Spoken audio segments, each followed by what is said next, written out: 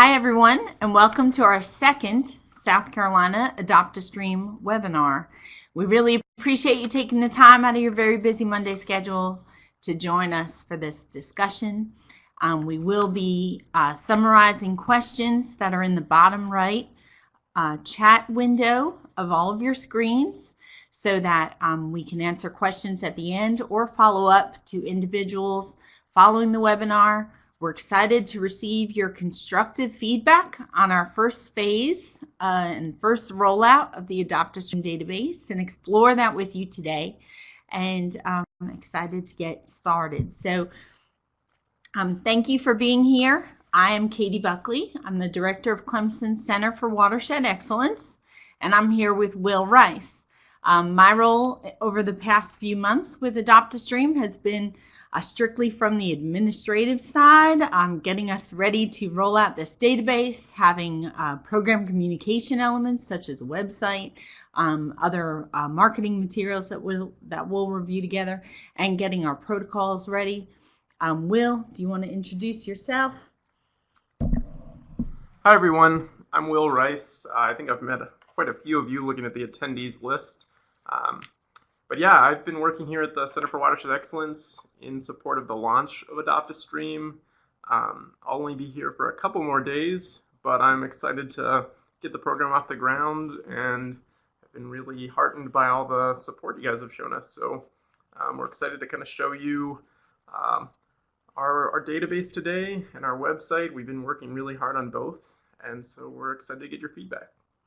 And we have been very lucky to have Will here for the past few months. He's going to be moving on to do some great things with Penn State University, and I know we'll hear back from him further along as we continue on in this program. We also have a lot of support and are joined from DHEC headquarters in Columbia by Karen Skipper, who has taken on the position previously held by Scott Hagans. Scott did a great job here, and he has moved on to work in a different position with the Bureau of Water, doing some more program management, and we're very lucky to have Karen and her watershed experience to influence and help structure South Carolina's Adopt a Stream program. So let's go ahead and get started. Thank you for being here again and for all of the hard work that's being done across the state to continue the very upbeat level of enthusiasm that we're hearing from everyone about this program. So we're really humbled and thankful to be a part of its development and to see it be the next best volunteer monitoring program that we think this country can offer, and we're very excited to be a part of that. So for the past 4 months, we've been working very diligently with the Clemson IT folks here now to look at how to develop a mobile-friendly first phase of our South Carolina Adopt a Stream database. There's a lot that can be done in a database, and we've broken it out into 3 phases, which are also dependent on funding. This first phase is really to make sure that we have a secure space for folks to log in and to enter their data, and that we also include some administrative elements of the database. So our database screen that you're going to see here shortly are modeled off of the Georgia Adopt a Stream data forms with some minor changes to the forms, but the database will look very different even though it does collect very much the same data. It is more streamlined and contemporary. That way for mobile applications, for those who might be doing their visual assessment portion, for instance, in the field through your phone or your tablet, there's a lot more scroll wheel, drop-down functionality, less open text box measures. Not to expect to see the database. Okay. And do you want to go ahead? Yeah, just so you guys know, right now we're just going to kind of give a brief overview. We're not going to actually show the database at this moment. You'll see it momentarily, but just so you know, there's not a technical difficulty. We're just kind of giving an overview right now. Okay. Our time frame for the database, we've been working for about 4 months, is we were shooting for a May 1st launch. We're most likely looking at a mid-May launch, and at the time of the database launch, we expect that all volunteers will be able to enter and should enter their South Carolina data into the South Carolina Adopt-A-Stream database. And we're also working very hard to get our historical South Carolina data extracted and imported into our database so that you can see trends over time, your past sites, etc. So we will move over to the database very soon. It will have a secure login and registration, and when the database is launched, we will announce that through our listserv, which I believe all of our participants here today should be members of, and we'll go to the website where I can show you where to join that listserv. It will include certification tracking that will be viewable to you as a user of the database, whether you're a volunteer or a trainer. And volunteers and trainers will have different utilities and administrative rights within the database. I already discussed that it'll be more mobile friendly with drop-down boxes and scroll wheels versus so many open text boxes. We've just tried to limit those types where possible. And before we move over to the database, I just want to go through, hopefully all of you have explored the Adopt-A-Stream website. It is scadoptastream.org. That link is working right now. Please feel free to publicize it, link it to your websites. And we'll go over to the website now and show you where you will gain access to the database. So when you type in scadoptastream.org, thank you, Will, you'll be able to go directly to this web page. Right here, you can subscribe to the newsletter or listserv. So if you just found out about this through a forward, but not through the listserv itself, please sign up. When you a new feature on our homepage that we wanted to share with you is we do have a new MOU that was just signed between Clemson Center for Watershed Excellence, our partner, South Carolina Department of Health and Environmental Control, and then, of course, the program that we are modeling after, who has so many success stories and lent so much assistance to South Carolina, the Georgia EPD and their Georgia Adopt-A-Stream program. So that is a new feature on our homepage. When you go to learn more, this is a page that for those who are trainers out there who want to share some information, we hope that this is helpful to you to be able to share what is South Carolina Adopt-A-Stream and what kind of information are we tracking, who should be involved in this program and why. We have a short video here that's shareable for all of our partners with some quotes on how the program is being used from some very different perspectives, and then some additional resources that are listed here for follow-up by our participants. Please continue. Yay, we have some events that are populated here. Please continue to send events our way if we can add them to the calendar. If you are already in the Clemson system and a Clemson employee, you can add these as well. This feed is available for us to share the HTML code for anyone who also wants to populate their websites with local event information. More information on the kit, and of course with many thanks to USC Upstate and Dr. Jack Turner and Beth on kit information, and with some videos here on how to use why we sample for different parameters and how to use some of the sampling equipment that one would find within the South Carolina Adopt-A-Stream kit. I'll skip the database link for now. We wanted to share that we are building resources for consistent program kind of branding and awareness, and so to assist those who are running trainings across the state. Of course, you can download the logos to include in your PowerPoints and handouts. There is a template flyer that's built in PowerPoint that you can quickly utilize to advertise your training events. We have a sign. There was a request for some signage so that people can find your training if you're somewhere along a stream, that you can print this large sign and stick it in those step stake sign structures that you see real estate agents and candidates use. And so this sign is ready to download and print for your local site identification. And then informational half sheet. If you would like some copies of this, please contact us. We have a limited amount that we can pass out, but you can also download this and print it yourself if you'd like to advertise the South Carolina Adopt a Stream as something that your group, university, technical college, organization is a part of. So we appreciate everyone's work in helping build awareness about the program.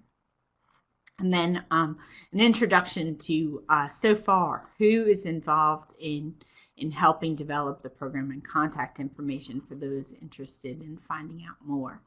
So once the database is live, this link will have a little bit more information on it. When you go to the South Carolina Adopt a Stream database, there will be 3 windows here that it will take you out of this clemson.edu URL directly to the database front page, where you'll have the option of registering for the database, viewing data, and entering data as your third screen.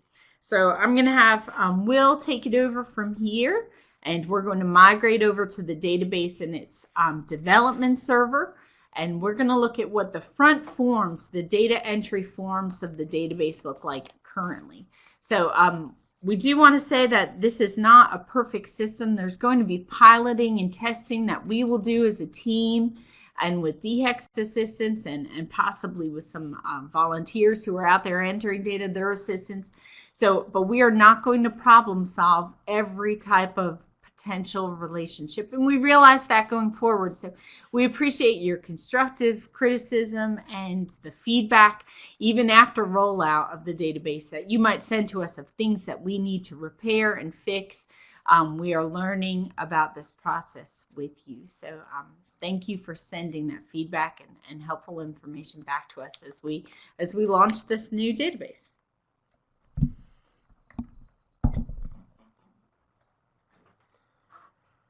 Hi everyone.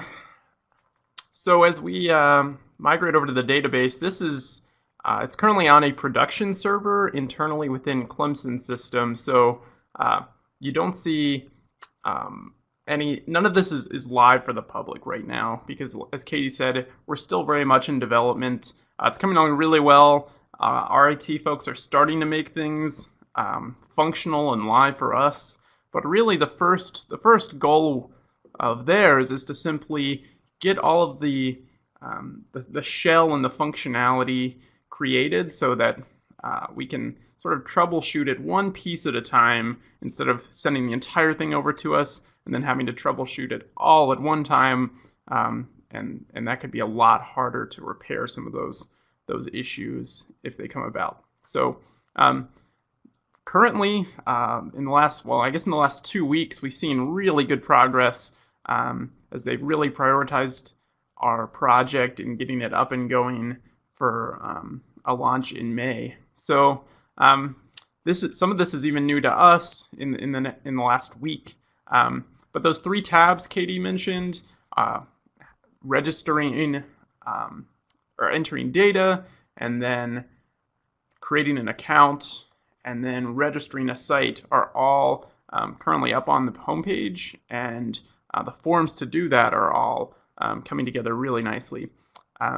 So a common question we've been having is, if you're a Georgia volunteer, do you then have to re-register with the South Carolina program?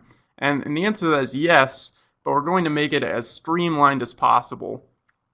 So if you go to the sign up page within the database, you'll add your email, and then you'll add any groups that you're involved in currently in the Georgia system. So those same group numbers, those ID numbers and names will be imported or have been imported into our database, so that whenever you add your email and start creating your profile, we already have your data sort of in there associated with your group.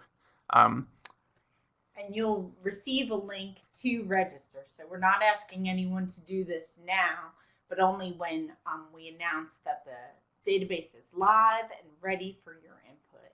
And this is the page that you'll be sent to register. Yeah, absolutely.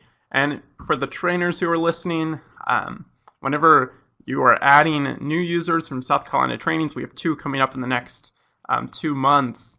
There will be a really easy way to enter all of your training participants into the database pretty seamlessly. So again, once you enter your email and your groups, it'll take you to this page where you'll add a bit more information about yourself. We'll be able to figure out what certifications you already hold in the Georgia system, which is obviously very important when those expire, what certifications you've had previously, so we can get a bit more of your history in there. And then you'll register and you'll be good to start entering data. In terms of keeping that QA/QC integrity, the only people who are currently able to register in our database are folks that we already have their email that we can match back and forth. So people who haven't attended a training cannot just come in and make an account and start entering data. We have a list of all of the current South Carolina volunteers within the Georgia database, and we'll just match that with your certifications.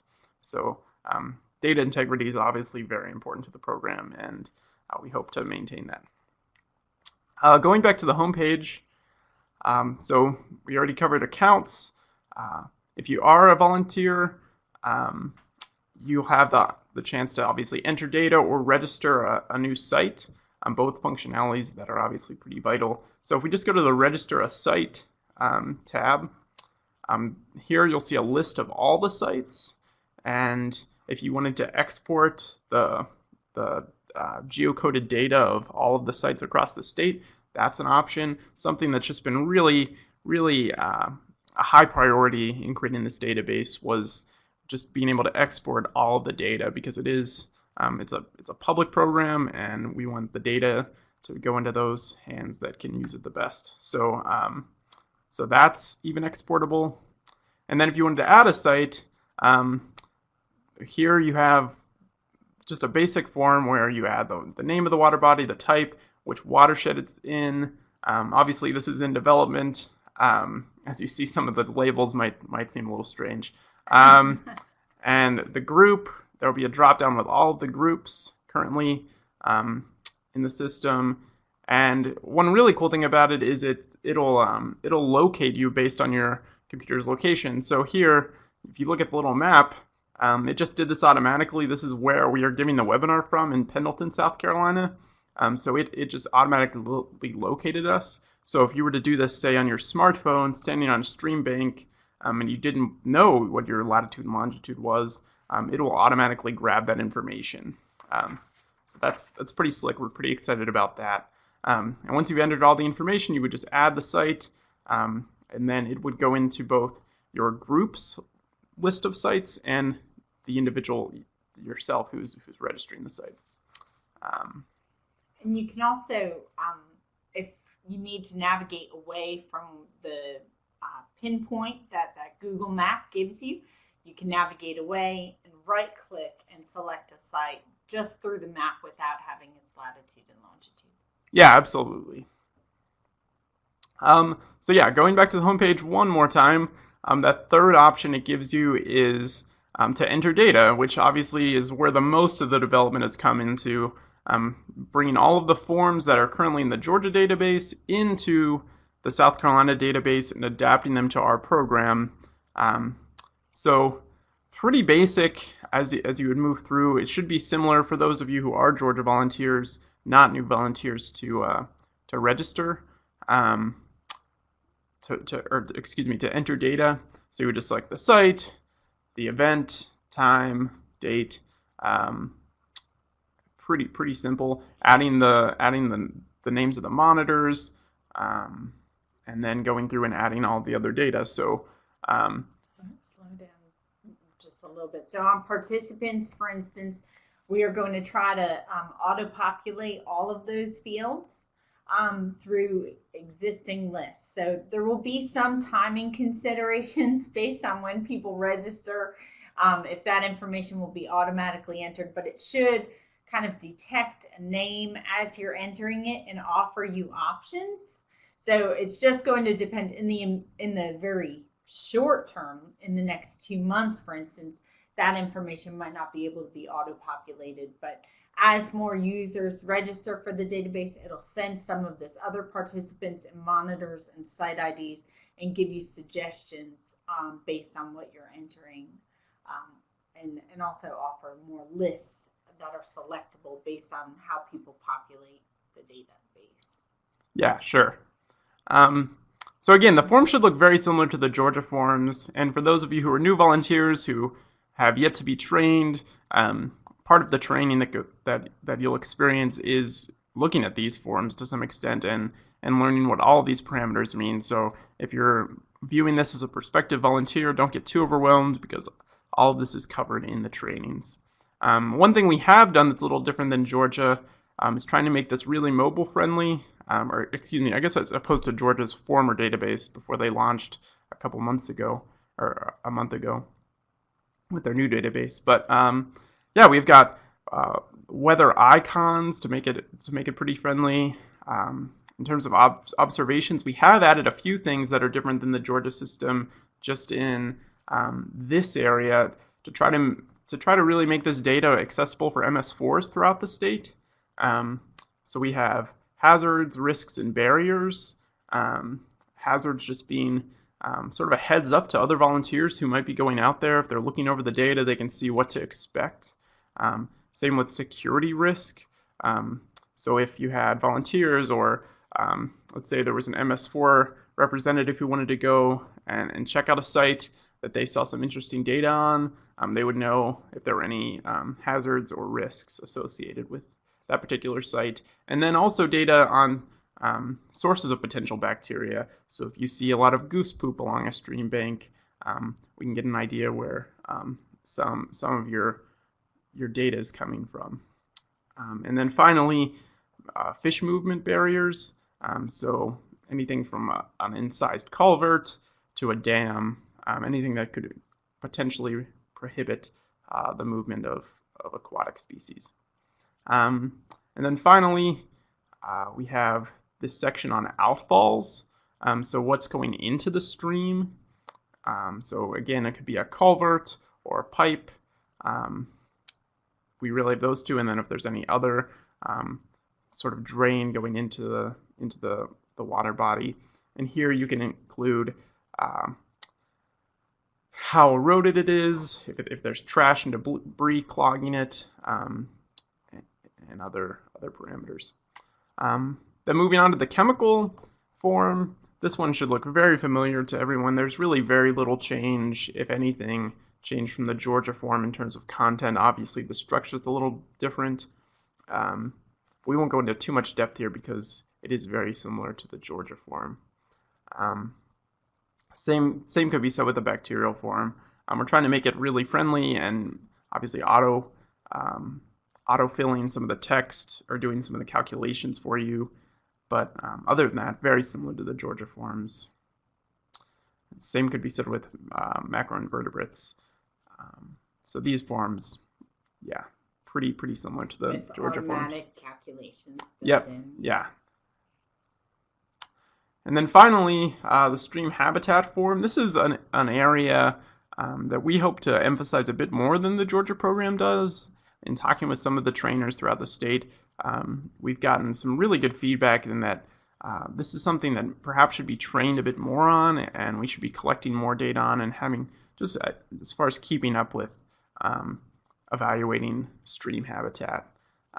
And this form, we're pretty excited about it. It's really friendly. You can see as you move through the form, if you were doing this, let's say on the stream bank on your smartphone, you could just sort of evaluate the stream and then bring the scroll bar across the bottom to represent the level of for this parameter, just the amount of substrate in the stream bank or in the stream bed, excuse me. And using those same illustrations you see on the Georgia form, the only really big change you see here is we've added a section on aquatic vegetation. So how much aquatic vegetation you see in the stream. And in terms of scoring this form, the calculation is identical really to the Georgia form. And yeah, we're pretty excited about this one. Katie and I have tested it a few times, and the feedback, like I said, we've gotten from trainers has been really positive about really highlighting the visual form.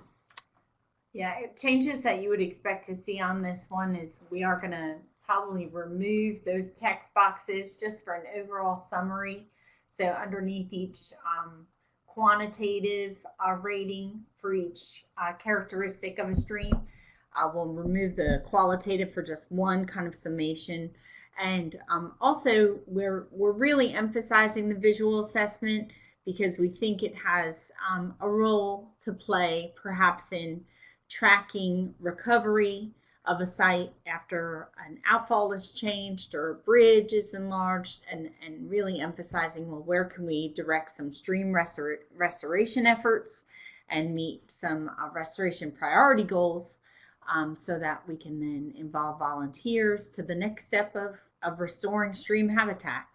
So we're excited about emphasizing this protocol and the changes to this part of the database.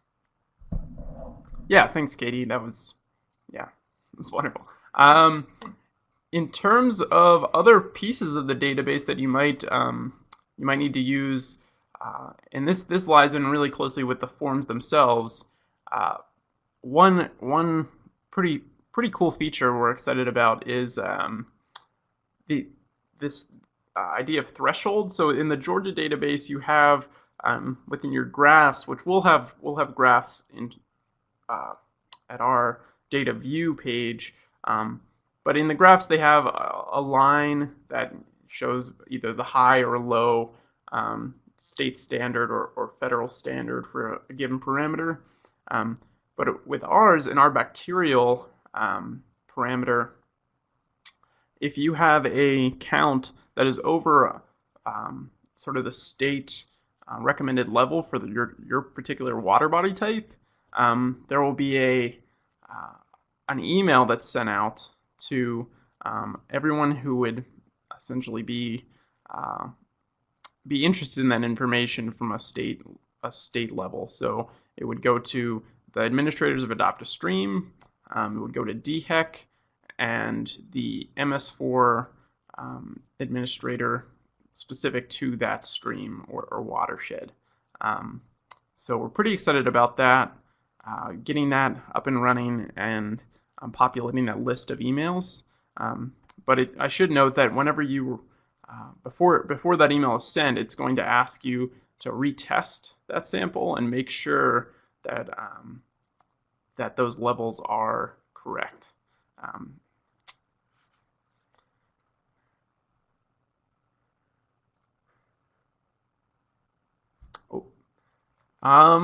In terms of other pieces of the database, we really just have these areas that would allow folks to export data on in terms of volunteers that are registered, the amount of groups, where their sites are. So if you wanted to search groups in a certain watershed, that would certainly be available to you. But beyond that, I think we've covered pretty much everything within the database. We have some questions in the question box, so Katie and I will try to field those. And if you have any other questions that you don't feel like typing into the box, you can always email us. Our contact information is on the website.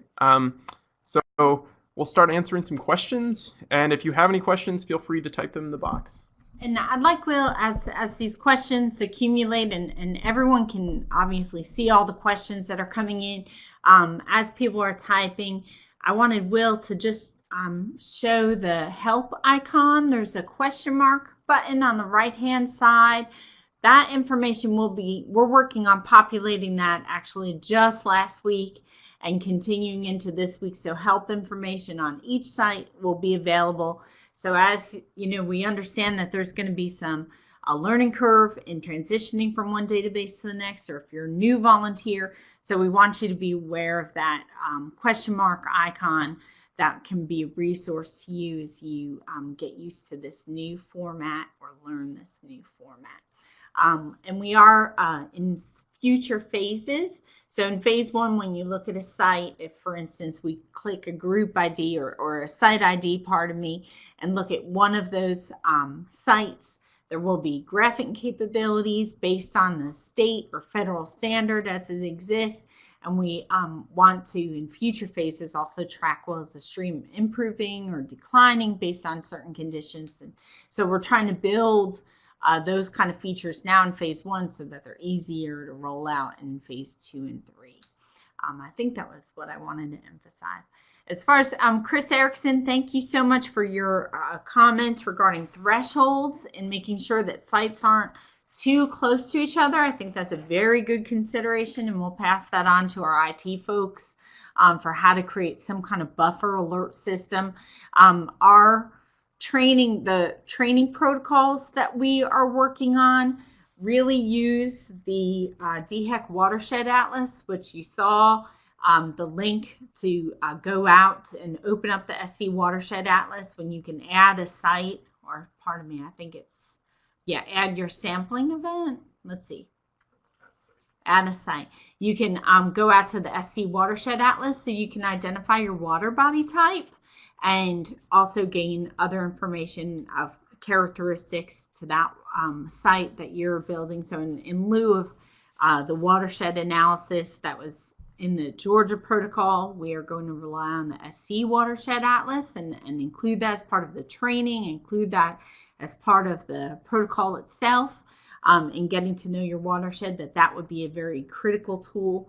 And perhaps there's a way that the Watershed Atlas can also inform station location. So thank you, Chris, for that comment.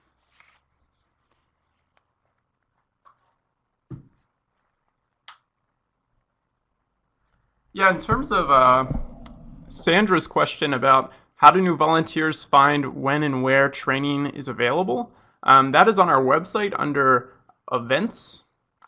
So if you just visit our website and then go to events, you'll see a list of trainings. So we have a macroinvertebrate training on May 23rd, and on June 9th, we have a chemical and bacterial training.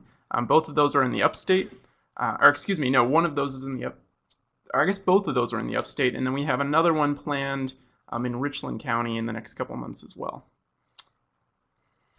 With thanks to all of those who are hosting these trainings. As we once we get beyond some of the administrative and procedural elements of the upstart of this program, we are looking also, Sandra, and for other new volunteers, to create a default calendar of expected training offerings that are more widespread across the state, but that's just something that is coming with time, and as we get this, some core elements to support existing volunteers off the ground.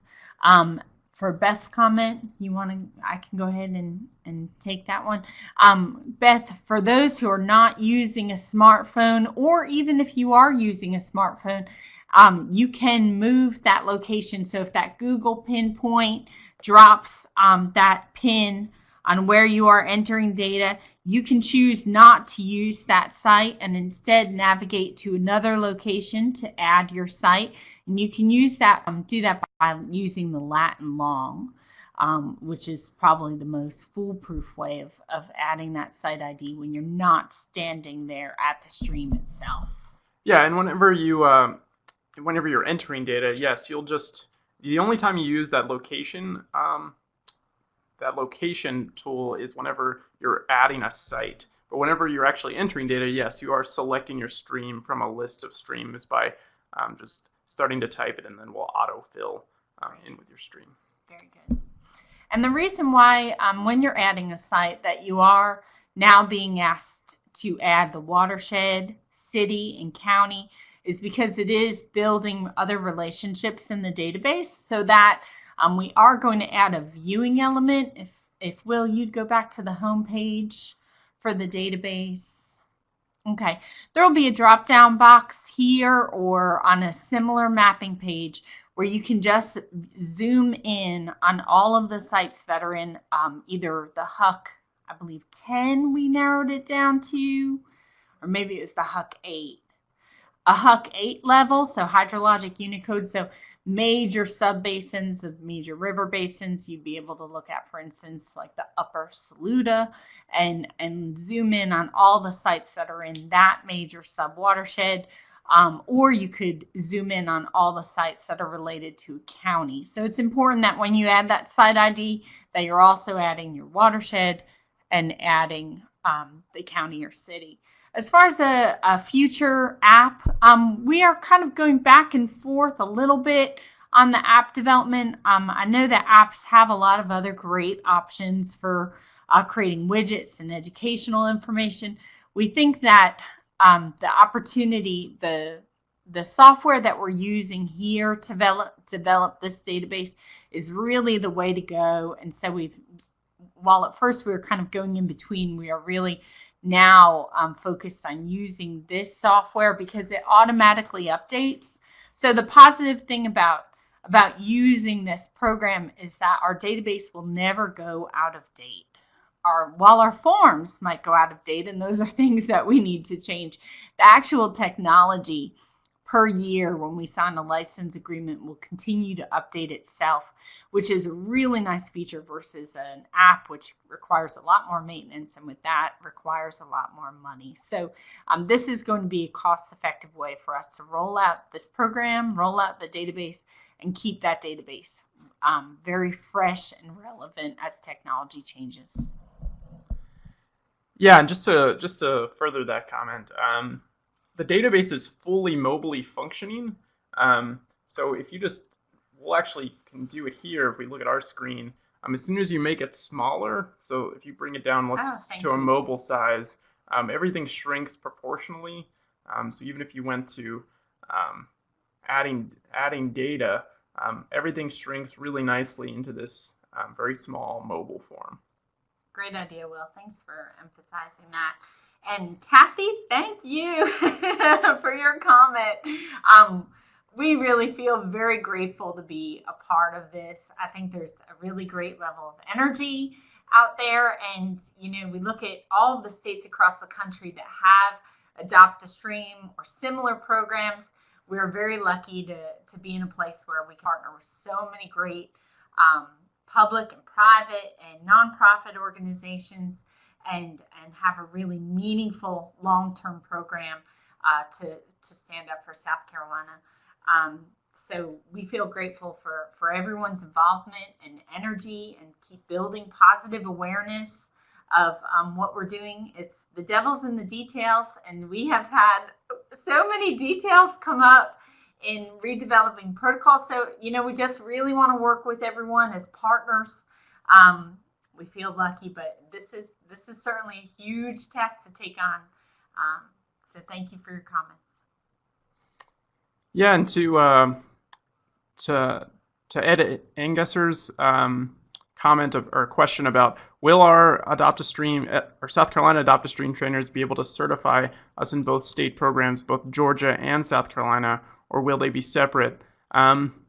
Currently, if you're attending a training in South Carolina, you are a South Carolina volunteer beginning May 15th, which is the goal date of launching this database. So our next training is May 23rd.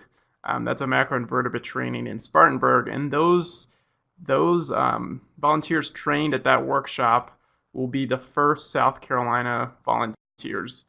They will not be entering data in the Georgia database. They'll be entering it exclusively in the South Carolina database. If there has been discussion, and maybe Katie wants to comment on this as well, but there has been discussion about allowing folks to continue to be trained in Georgia as South Carolina programs. Obviously, the programs are very similar, but what we do know is that, yes, if you are if you're trained in South Carolina, you are a South Carolina volunteer. You are not a Georgia volunteer, so you will not be entering data in the Georgia database after this launches. However, for the time being, we are going to be training and certifying volunteers under coverage of the Georgia QOP, which we're very grateful to have in place and has provided a very good model and has standardized these procedures. with the upstart of any other program, just like when Georgia started, though, there wasn't always all of the people and training opportunities needed to move volunteers from volunteers to trainers. And so there is going to be some lag time in the South Carolina program, and some kind of executive decisions of how to transition as we write our South Carolina QAP. So DHEC is working really hard on that. We're having a meeting this week about our South Carolina Adopt a Stream QAP. Until that is in place, you're continuing to be South Carolina volunteers under the Georgia QAP. And then at some point, we are, of course, working closely with Georgia and have this new MOU that outlines our willingness and enthusiasm to partner.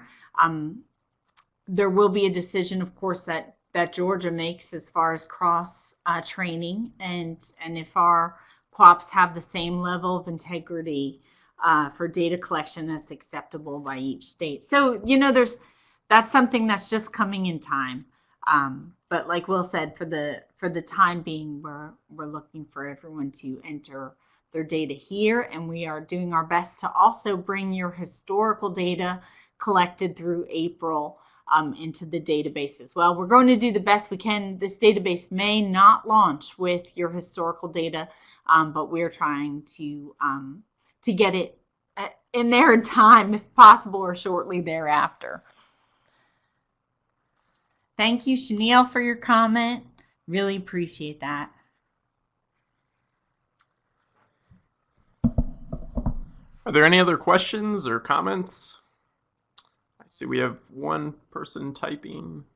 While we're just considering, I guess, the overall conversation, we are coming up with some other products and marketing materials for program consistency that you'll soon find on the resources page, where I showed you the real estate type sign for your monitoring site, the half sheet for program information.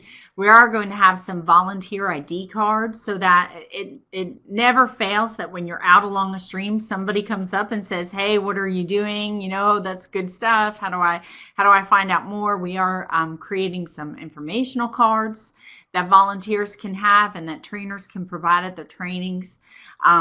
We have a few other items. Of course, we're working on training materials and protocols.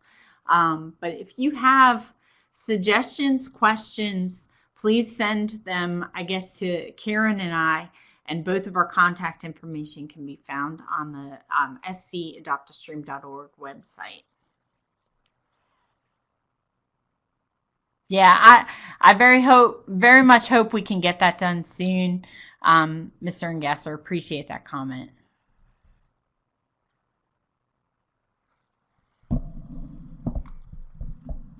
So we have just one more person typing in. I think this will probably be our last question. It is 1 o'clock. Oh, wow. And yeah, so it's from a trainer who is hosting the, it's from Beth, who's hosting the training or I guess co-hosting the training on the 23rd. She's asking, what literature do I use? So in terms of the trainings themselves, I think it's pretty much the same training as what you were giving in Georgia. I think we would just ask that you would walk through our forms as opposed to theirs. But beyond that, I think it should be pretty much the same training. There was a training here in Clemson not long ago. Oh, so what manuals should you use? So I'm guessing our manuals will not be quite ready by the 23rd. So you can continue using the Georgia manual. There was a training, as I was saying, there was a training here in Clemson about a month ago, a bacterial training, or chemical and bacterial training, and it was done under the auspices of South Carolina Adopt a Stream. All of the branding was South Carolina Adopt a Stream. Kaylee Sims ran it.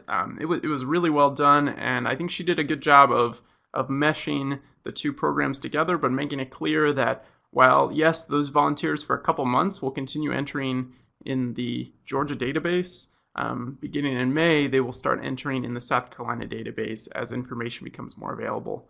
But in terms of manuals and PowerPoint presentations, so Karen Skipper at DHEC is creating PowerPoints that can be used by our trainers if they wish. And then here at Clemson, we've been working on a handbook that will replace the Georgia manuals. We'll have all protocols in one single bound document. So Will has done a great job with that. Yeah, so it'll be a little less bulky than the 100,000 pages in the Georgia manuals, and we'll just be able to put it. It'll be put in kits, and then each volunteer will have a copy themselves. So, yep, hope that answers your question, Beth, and everyone else. That might be the subject of our next webinar. We really think these webinars are a great way to communicate. They don't require travel time, costs. We know everybody's so busy, and we want to be able to keep you up to date, answer questions as we proceed. We really appreciate your feedback and how it's shaping the program. I know DHEC really is appreciative of that too. So perhaps the next webinar is announcing those protocols and training materials. So we'll continue to keep everyone posted through the e-news. And we also now have an Instagram account, which is CU_watersheds. And feel free to tag South Carolina Adopt a Stream in your marketing, social marketing. So with that, I think we'll wrap up the webinar. If you have any other lingering questions, feel free to email Katie, myself, or Karen Skipper at DHEC. All of our information is on the website. So thanks again for coming, and that does it for us. So thanks. Thank you, everyone.